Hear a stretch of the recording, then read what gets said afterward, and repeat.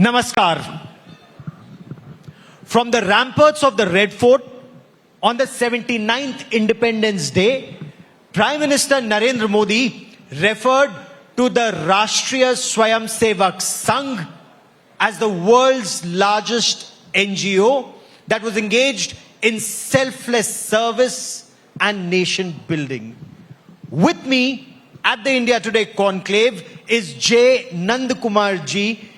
He's a prolific author, writer, poet, and he's with the Prajna Pravah, the think tank of the Rashtriya Swayamsevak Sangh. And I will talk to you about the 100-year journey of the Sangh and the road ahead. But before that, let's quickly listen in to Prime Minister Narendra Modi on the ramparts of the Red Fort talking about the contributions of the Rashtriya Swayamsevak Sangh.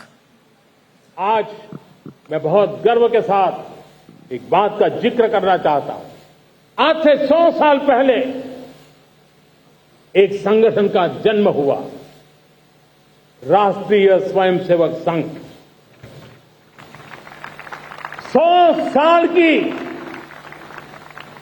राष्ट्र की सेवा एक बहुत ही गौरवपूर्ण स्वर्णिम पृष्ठ है।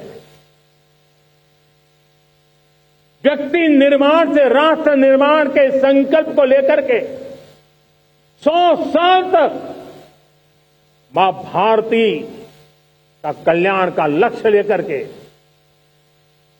लक्षावधि स्वयंसेवकों ने मातृभूमि के कल्याण के लिए अपना जीवन समर्पित किया है। सेवा, समर्पण, संगठन और अप्रतिम अनुशासन जिसकी पहचान रही है, ऐसा राष्ट्रीय स्वयंसेवक संघ दुनिया का ये सबसे बड़ा एनजीओ है एक प्रकार से। Nandakumar ji, were you surprised to hear the Prime Minister from the ramparts of the Red Fort talk about the Rashtriya Swayamsevak Sangh as a Swayamsevak, as a Karyakarta? Namaskar. At the outset itself, I would like to extend my thanks to India Today for inviting me for this August forum. Thanks. Okay, the question was very much pertinent. I'm not surprised because being a Swayamsevak, Narendra Modi ji as a Prime Minister, when he was addressing the whole world, I would like to say, it's the 100th year of RSS. So it's not a surprising thing for me. Yes, as a Swayamsevak, I was elated to hear such a comment from Narendra Modi ji. But as a Swayamsevak, I would like to add one another thing, that the Sangha is working, or Swayamsevaks are working not for any appreciation or congratulation from anyone in that sense. See, there is a Geet in Sangha that is Padhka Antima Lakshya Nahi Hai, Simhasana Chadte Jana. मतलब अटल जी का एक प्रसिद्ध कविता भी है, मुझे इतना ज्यादा ऊंचाई न दो, ऐसा करके. So that is the mentality of the Swayamsevaks, sir. We are not in a way very much expecting something from the highest order or the positions. But yes, this is the 100th year. So Narendra Modi ji has mentioned it. We are all happy. And in a way, it was an apt moment for him to say so to the whole world, such a comment. And when people say 100 years of nation building, India became independent on August 15, 1947. So how is this 100 years of nation building? How would you respond to those who say this is exaggeration? See, I have got a big problem with this, the nation building. See, as far as Sangha is concerned, Rashtriya Swayamsevak Sangha is concerned, our working is not nation making, it is nation reconstructing. Why we are saying, I am not going much deep into the semantics of the word, but I am saying it because, see, this nation concept, it's a Eurocentric term. State or government comes, politics come first. That is the nation-state concept of the West. But as far as Bharat and as far as Sangha is concerned, we are believing in the Rashtra Punarnirman. Rashtra. Rashtra is a cultural term, a spiritual term, or a civilizational term. Rashtra has got a long history. I mean, time immemorial our nation was there, our Rashtra was there. Even in Veda, there is mentioning about Rashtra and even Bharat, I would like to say. See, in Atharva Veda, there is a sloka, how Rashtra was evolved. Bhadram ichchanda rishaya survida tapo diksham upaseduragre tato rashtram balamojascha jadam tadasmai devam upasannamandu. What is the meaning of it? Our ancestors, the rishis, they did the penance, they did the tapas for what? For not their benefit or their family members' benefit. They are doing their tapas for the whole universe. Survida, for whole. And from that tapas, Ojas and Tejas and Rashtra came. This Rashtra was formed on the very basis of that tapasya. That is why Devatas are prostrating before this Rashtra. That was it. So in Veda itself it is there. Let me finish it. In the modern times, Swami Vivekananda put it in the modern language, that is the English language. That exact translation of which Rishi of the Veda has told, he said that, what is this nation? What is this Rashtra? Renunciation and service are the national ideals of this nation. If you want to strengthen this Rashtra, you have to strengthen her in those channels and rest will take care of itself. So renunciation or service which has been mentioned by Swami Vivekananda, which has already been mentioned there in the Vedas. In our Puranas, Vishnu Purana, it is clearly mentioned that this Rashtra was there from the time immemorial, and they have given us the boundaries even. Himalaya se dakshin ke or, and Samudra, from Samudra north as the southern boundary and to the north. It has been clearly mentioned in Vishnu Purana also. It says Uttaram yat samudrasya. I don't want to. Himadraishchev So many of my audience may not be that accustomed with the Sanskrit slokas. That is why Uttaram yat samudrasya himadre chaiva dikshinam varsham tat bharatam nama bharati yatra santati. So this Bharat was there. It was not a new creation. Some are saying that Mughals came here, they united. Some are saying that British came here. Even some of our great intellectuals were shown the audacity to say that only after Britain came here, India was born. And once it was written also in this way that where was this India before Britain came here? It was just a landmass in between Burma and Afghanistan. That was told by someone. I don't want to quote that. But it was clearly the answer has been given by one of my friends that yes, you are correct. That is why Britain, when they came here, they started a company also. British East landmass in between Burma and Afghanistan company. In that way it has been answered. So Rashtra was there. It was not formed after Britain came here, or it was not formed after 1947, August 14th and 15th midnight. There was a speech at that time. It was mentioned that we are a nation in making. What does it mean? We are a nation in making means we were not a nation. We are in the process of making the nation. It is not a correct state. Totally erroneous statement. Rashtra was there. Rashtra is here. Rashtra will be there. So when you talk about the rebuilding of the nation, is the focus on decolonizing the mind and reclaiming history through the eyes, as many say, of the Rashtriya Swayamsevak Sangh? They say you're rewriting history. See, it is not rewriting history. It is putting in a true perspective, or history is to be presented before the coming generation. It is a necessary thing, most important thing I would like to say. See, when British people came here, first and foremost thing they did was rewriting the history. There are so many such people who they were brought here to write history. James Mill wrote the history of British India. In the introduction itself, James Mill what a dhikara, what a dhastya he has got. He wrote that, I am writing an objective history of Bharat. Objective history. And what is my qualification to write this? I have never gone to Bharat yet. I don't know any of these stupid languages. Stupid, I have added. He hasn't written it. Bharat, Sanskrit to Tamil, I don't know. That is my qualification to write Bharat's history. He wrote it in the Western style of looking into the history. See, Westerners are looking into the history on the very basis of their calculation regarding time. Time is a linear construct for them.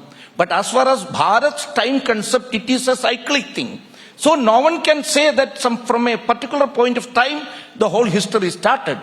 It is not from zero to, it is going ahead. It is not correct vision. So it is to be, put it in true perspective, उस प्रकार का प्रयास होना ही चाहिए. वो होने से ही right individuals will come up. Swamiji himself have mentioned about it is the duty of every true Bharatiya to write our history correctly. That was his comment. And that's the effort that's on. So when you talk about the West trying to dictate, let me come to the current times when, Prime Minister Narendra Modi or Government of India is negotiating a trade deal with the United States of America, and many analysts say that America is trying to dictate terms to India. The Prime Minister also mentioned that there may be consequences for him, but he will not let the interests of our farmers, our fishermen and those in dairy suffer. Where does the Sangh stand on the way India is negotiating a trade deal with America? See, it shall not be on the terms which have been dictated by anyone whatsoever. No matter whether it is America or England or anyone. Our nation is a strong nation. We have got an economic power. No one can ask us to do this way. You should take our dairy products. How can he comment? How can he comment? So, see, what is happening to their dairy products, everyone knows that. They are considering the cows just as another industrial thing for economic purpose only. So, to increase the milk production, there is a well-proven case that they are giving them the animal remainings or meat to the cows. And that's why the cow fever is being very much rampant there. So, such a milk products or anything, just giving an example only. ऐसे जो बात हमारे ऊपर थोपने का कौन इनको right दिया है? There is no right for anyone, no matter whether he is Trump or anyone. So this Trump's commands are not at all being taken. We are not at all liable to take those commands. So our Pradhan Mantri has taken a strong action, strong stand, and Sangha is very much supporting such a stand. As far as the trade relations and the economic relations are concerned, our nation must have the say. Our Swadeshi, Swadeshi must be taken forward. Our startups, everything. So that is happening now. I am feeling that it is very much good for Bharat. So such stand has been clearly mentioned, clearly stated. Bharat is the what you say, एक प्रकार से आगे जाने का एक लक्षण दिखा रहा है इससे. तो मतलब जो प्रधानमंत्री कर रहे हैं वो सही कर रहे हैं, जो भारत कर रहा है कि we want good trade relations but nobody is going to dictate terms to Yes. India. And on the issue of especially agriculture, Bharat के किसान, भारत की जो fisheries है, जो dairy है, उसमें there is no way that Americans should be permitted to dictate terms. You're very clear. The Sangh is very clear on that. तो मैंने पहले ही बताया था. See, what Pradhan Mantri has taken, the decision which has been taken and which is being implemented now, it's in a clear direction that with a clear, sincere intent it is going on. We are very much for that. And also our Swadeshi Jagaran Manch and all are working in the same line to strengthen our intrinsic powers. That is the necessity of the time. Don't go after. I have already said, no matter whoever it may. Who had given America this power to dictate all? You should do that, you should do this. We are also a nation and a civilizational power. Bharat has a civilizational power. And once upon a time, we are all hearing from all authentic sources We were ruling the roost in the whole economic field for long 2000 years. The written history, it says that we have got the, the major portion of the trade and everything was with us. We were leading the economic world. So such a condition is emerging. There are so many reasons to believe that. Recent increase in our financial situation, the GDP, what we have expected, it has been surpassed. It is going ahead. It is all because of this policy, and we are very much in support of such a policy. So you look at this as an opportunity in an adversity. If the Sangh, it is said that for the BJP to move forward, it requires the Sangh push. When it didn't happen in 2024, BJP was at 240. When that push came, it changed the equation. So is Sangh that powerhouse that powers the BJP ahead? See, Sangha is not working for any political party, or Sangha Swayamsevaks are not campaigning in a way from the RSS side. RSS always work for the nation strengthening. I have already mentioned about that. राष्ट्र को शक्ति देने के लिए संघ काम करते हैं. इसलिए मैंने बताया था राष्ट्र पुनर्निर्माण के मार्ग में संघ चल रहा है. In that way, okay, if Sangha is creating an atmosphere, if you are supporting that true nationalist atmosphere which has been created by Sangha, it will benefit you. That's all. If any other organization or political organization is ready to accept this line, very well, they can also use. But Sangha is creating a nationalist atmosphere through this mammoth organizational work. Our basic Shakha work, creating men with equality, those who are working for the nation's upliftment. That is the work of Sangha. And what which you have mentioned, I don't know, in 2024, aisa kuch hua hi kya, aisa mujhe malum nahi hai. But Sangha Swayamsevaks, what they have done earlier, the same thing were doing by Swayamsevaks at that time also. Whether the political party was strong enough to, strong or very much active in the field, that is a different question. But don't say that Sangha hasn't worked because of so-and-so made a statement or something like that. That is not a fact as far as my information. Yes. Okay. In the past, when you look at the Sangh's journey in the past 100 years, some have argued that the Sangh's rise was against all odds. The number of times that there were bans and restrictions on the Sangh. What has been the Sangh's biggest achievement in the past 100 years? The biggest achievement is the Shakha which has been started in 1925.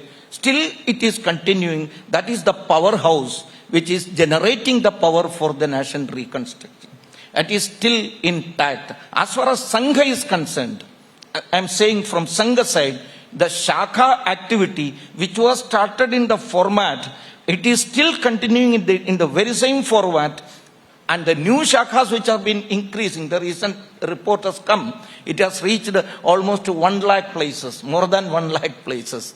That is the main achievement, and Sangha is working for that shakha work, and on the basis of the shakha, we are creating the men with quality, and they are doing all work in the different fields of this nation, this Rashtra, in the cultural field, in the literary field, in the industrial field, in the economic field, in the political field, everywhere Sangha Swayamsevaks are working.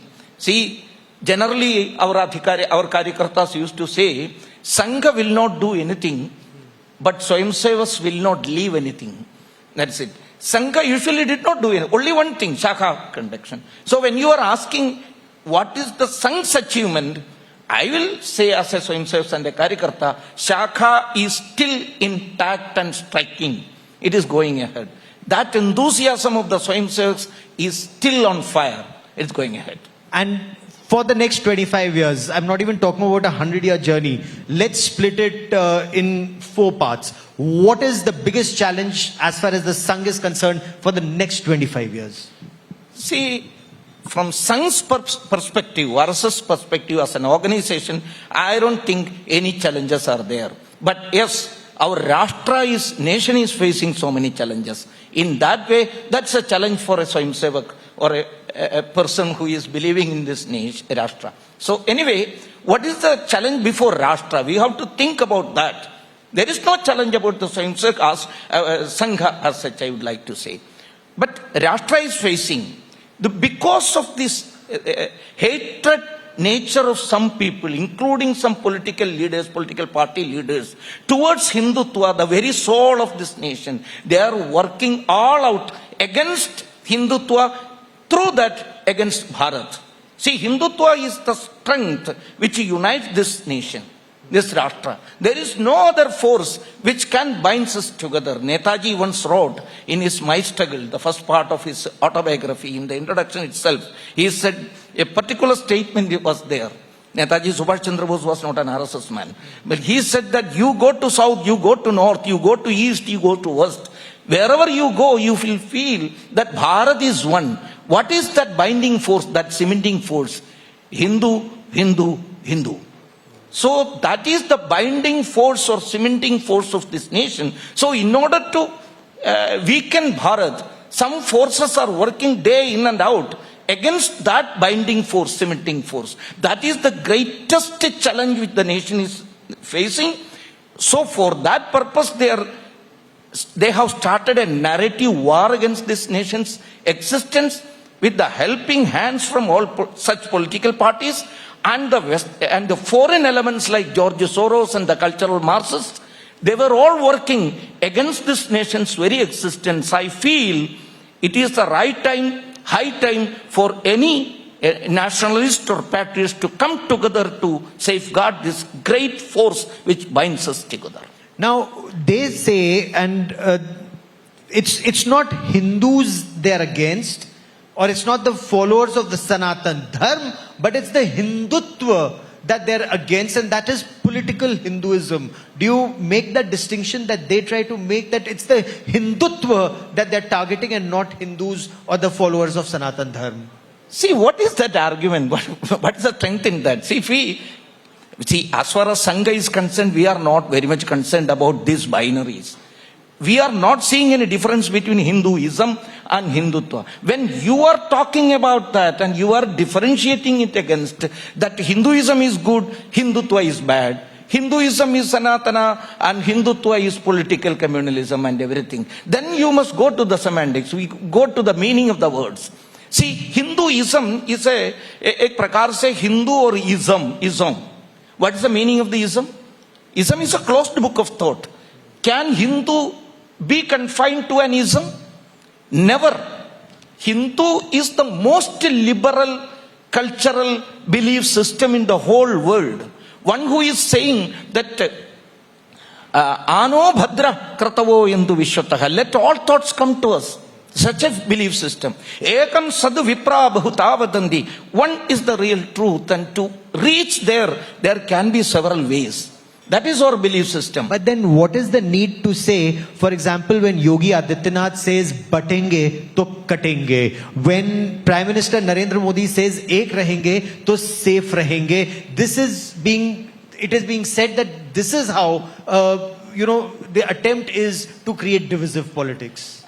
Sorry, Gaurav, I have to complete that Hindutva part also. Yes, please. See, okay, when you are saying Manushyatva is or Naratva is bad.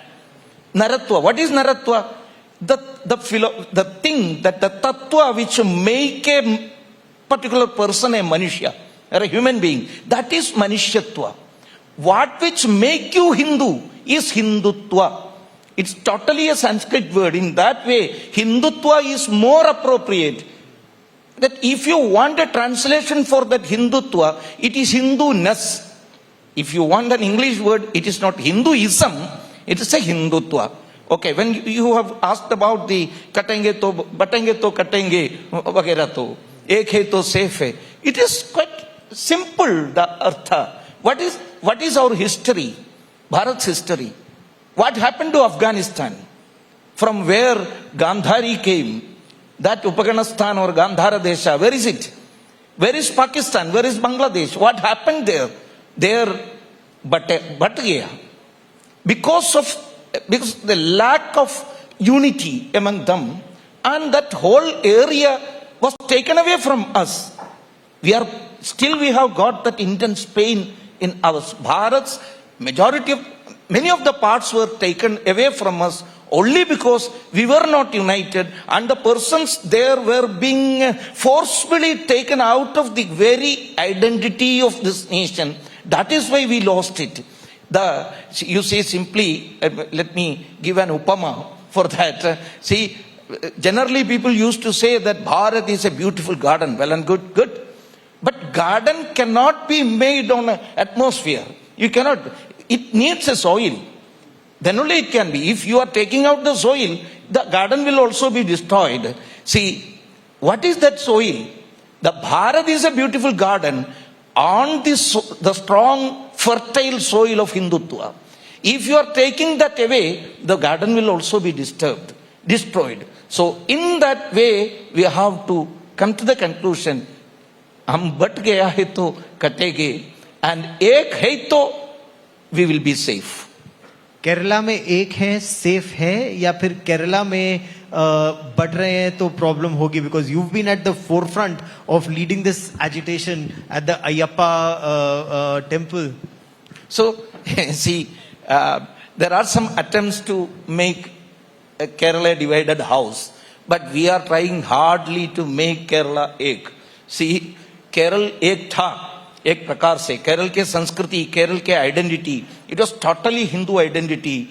I am not saying, when I am repeating the Hindu term, it is not at all a religious term which I am mentioning. It is a cultural term.